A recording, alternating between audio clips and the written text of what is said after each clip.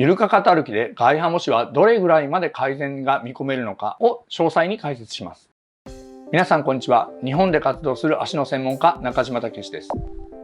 私がどんな活動してるかっていうのを気になる方は翻訳付きで下の概要欄にありますので、よかったらこちらご覧くださいね。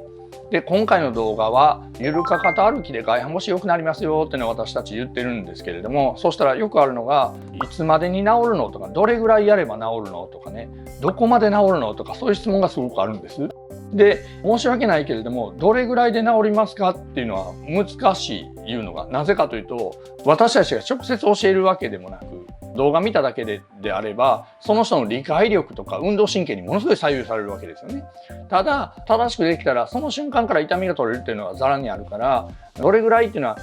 ちょっと難しいと思ってもらった方がいいですね。これは一番はもう直接指導してくれる先生のところに行った方が、もうちょっとそこは具体的な話になります。ただ、どれぐらいまで改善できるのか、どれぐらいの効果が見込めるのかの方はもうちょっと詳細なことが言えるので、今回はそのあたりについてお伝えします。では内容です。まず、外反母趾はゆるかかと歩きでどれぐらい改善するのかですね。で、そして改善の確認の仕方もお伝えしておきます。今回の動画をご覧になることであなたは、あなたの外反母趾がどれぐらいまで改善するのかを明確に知ることができるようになります。私は足の専門家であると同時に歩行指導や動作改善の専門家でもあります。できれば世の中、世界中に正しい足の健康情報を通じて健康な人を増やしたいなと思って YouTube を始めたんですが、YouTube の動画が拡散されるかどうかは皆さんが押してくださる高評価ボタンやチャンネル登録者数でそういうのが決まってくるみたいなんですね。ですからもしもこの動画を見てて役立つなとか多くの人が知ったらいいのになと思っていただいた方はチャンネル登録やコメントなんかも書いていただいたりするとすごくありがたいですね。よろしくお願いいたします。ではまずどれぐらい改善するのかですけど、もう結論から言いますと10度手前の外反母趾が正常値になるぐらいまでっていうのは歩き方で改善することができます。具体的な数字で言いますと、外反母趾は角度が基準なんですけど、外反母趾の角度が35度前後ぐらいまでの人だったら15度以下が正常値なんですけど、それぐらいまで目指せるかなっていう感じです。だから35度ぐらいやった人が15度切りましたっていうのは一番うまいこと言ったらそれぐらいいけます。40度が10度なんで、10度手前ということですね。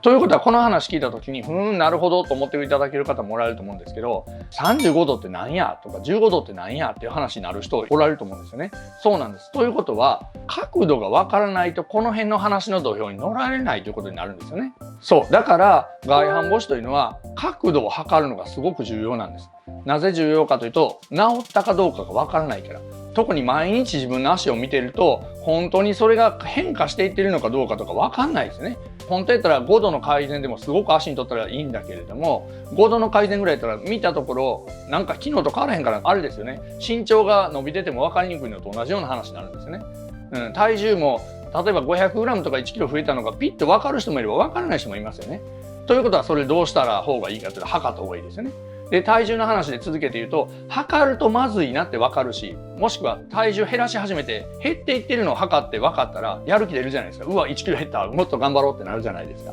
だから自分の現状を知るためにもそうだけど、やる気出してもっとガンガン続けるためにも角度を測るっていうのは必要なんですよね。逆に言ったら、これ治療院行ってもそうですけど、外反母趾の治療を始める時に角度を測らないってありえないんですけどね。当てもないとこどこに向かっていってるか分からへんまま治療してるみたいなもんですから、だから治療院行くんだったらまず絶対角度測るところに行った方がいいですよね。当たり前ですね。治ったか治ってへんか分からへんでうやむやにされる可能性ありますからね。で、あともう一個は自分でやるとしても測った方がやる気出ますよ。嫌ですけどね。体重でも測るの嫌でしょ。角度も測ったら現実見えるけれども、それが治療のコツだと思ってください。はい。ではここで測り方まで言っておきましょうか。もしもお家で測るんであれば一番簡単なのは紙の上に足を置いて足型ピューと取るんですよね。で、ピューと取ったこの親指のところのこの角度ですよね。この角度を取ってこれが外反母趾角になりますね。本当は正確な測り方 HV 角というのを測るんですけれども、その辺は一つの基準を知るということなんでね、これで十分だと思います。この取り方でね、ここね。はい。で、その時の角度を測る時の注意点ですが、まず絶対に立って測らなあかんのですね。立って測るというか、荷重して測らなあかんのです。なぜかというと、足というのは荷重した状態と荷重してない状態だったら外反母趾全然角度変わるんですよね。私今一緒に大手企業と研究してるんですけど、荷重した時としてない時だったら最大10度から12、3度ぐらいまで変わるみたいなんですよね。で、どっちが正確だと言ったら、足は当然踏んで使いますから、立って荷重してる状態で測らなきゃいけないです。だから空中に足上げて取ったりとか、角度取ったりとかっていうのは当てにならないと思ってください。で、この件で分かるのは、ホームページとか見て治療院とかで空中に足上げてこんなに私たちの治療院では治りましたってやってる写真も当てにならへんってことです。そういうところは足のことあんまりよく分かってへんと判断して間違いないですね。だから皆さんも家で測るときは荷重せなあかんと。だから一番いいのは自分は立っといて家族の誰かとかにピーッとやってもらうのが一番いいんですよね。でただどうしても無理な場合はそのままゆっくりとしゃがんでうんこ座りっていうんですかね、ごめんなさいねご飯中の人ね、で状態で取ったらしゃあないけど、一番いいのは本当は立った状態で誰かにやってもらう方がいいですね。で私たちはそれが自分でできにくいからウェブ上でサービスを展開してて、皆さん自身が自分の足をこうスマホで写真撮って角度つけれるサービスを展開してます。この概要欄のところに出てますんで、そこからリンク飛んでもらったらそれで測れるようになってます。これアプリとか落とさなくてできるやつだから、で無料なんでね、よかったらこちらで測っていただいてもいいですね。でこの場合はただうちの方は角度で出してなくて ABCDEF の6段階で出してます。だからちょっと角度は正確に何度と出ないんだけれども、そういうふうなやり方があると思っておいてください。でその角度を測ったら基準ですが、15度から20度の間が外反母趾の軽度の基準ですね。20度から40度までが中程度、40度以上が重度になります。でこれは基準それぞれいろいろあるんですけれども、正直あんまり細かい基準というよりかは測ってみて現状を知って、それよりも増えるか減るかという考え方がすごく大事だと思っていただいたらいいですね。だからまず現状を知ると。で何か対策を取ると。でやったことに対して効果があったのかどうかは角度を測るっていうのを繰り返すという形です。そして最初に言った35度から15度ですが、大体どれぐらいかというとこれぐらいだというのを一応写真で見せておきましょうか。まずこれで35度いくかいかんかぐらいですね。でこの人がこれぐらいまで改善します。これで10度いくかいかないかぐらいですね。